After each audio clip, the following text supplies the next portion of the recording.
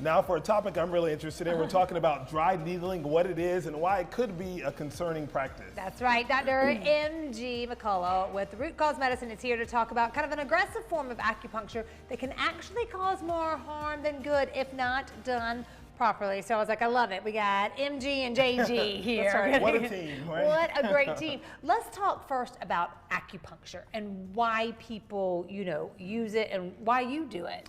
Acupuncture is a way to practice Chinese medicine that looks at the whole person at deeper layers than what we often get when we see a Western medical doctor. And I think people seek it out when they're not finding the answers. They're having a procedure done or they're taking medication, but it's not really getting them totally where they want to go. Right. They often seek out what people call alternative therapies, right? And so they often come to acupuncture. So if it's tight muscles, it's migraines, it's autoimmunity, sports recovery, all kinds of things. It's primary care, really, but from a different perspective, that's seeing the body at different layers and just differently. Yes. And these are ancient practices, too. Absolutely, absolutely. Yeah, thousands of they've been years. going on for thousands of years. And so acupuncture, when people see like all these needles in there, it can look kind of cringy, but people have had lots of success with that type of therapy. So talk about that and how it differs from what dry needling is. Yeah, absolutely.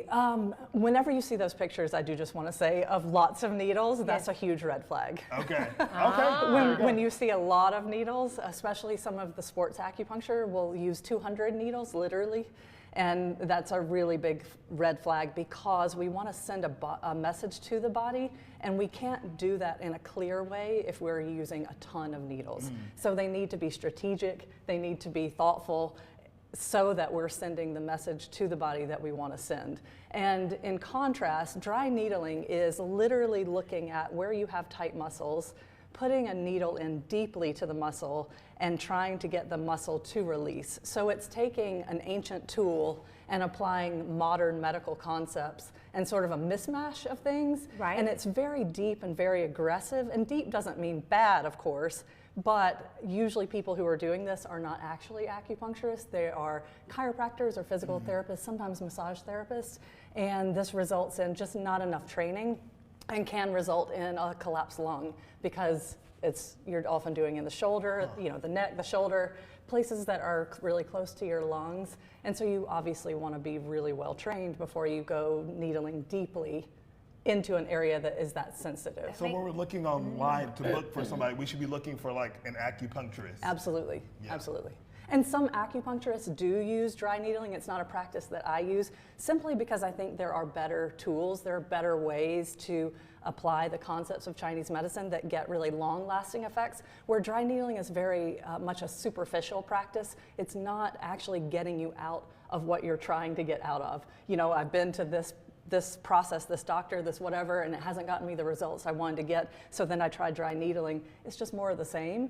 Whereas if you go to an acupuncturist, they're going to use the thousands of years, like you mentioned, of knowledge and experience to really help you shift and help you improve your condition. I think it's just fascinating because let's say, someone comes in, they're like, I've just had chronic knee pain. I do not want to get, a surgery, do a knee replacement or a hip replacement. Could you do acupuncture on this area? Like where would that look like? You absolutely could. The way I practice is that I use the pulse, which is not just feeling the rate of the heart rate, but it's telling me about the organ system in Chinese medicine and also the channels. Do you guys know about acupuncture having channels sort of highways through the body? Yeah. And that tells me through the lens of Chinese medicine what's going on for you. So you may have a knee problem that doesn't even get needles in your knee, right? Right. Because it may be stemming from some other part Exactly, of the life. exactly. The backup on the highway doesn't start right there. Right. When you're sitting in traffic, it's somewhere Yes, it could down be the the road. onlookers You're down right. the road. You're there, and then you get to the accident, you're like, there's nothing here. Yeah, right? You're like, why this caused all of this? That's such a good analogy because sometimes there's absolutely nothing wrong with the knee. People come to acupuncture frequently for digestive problems.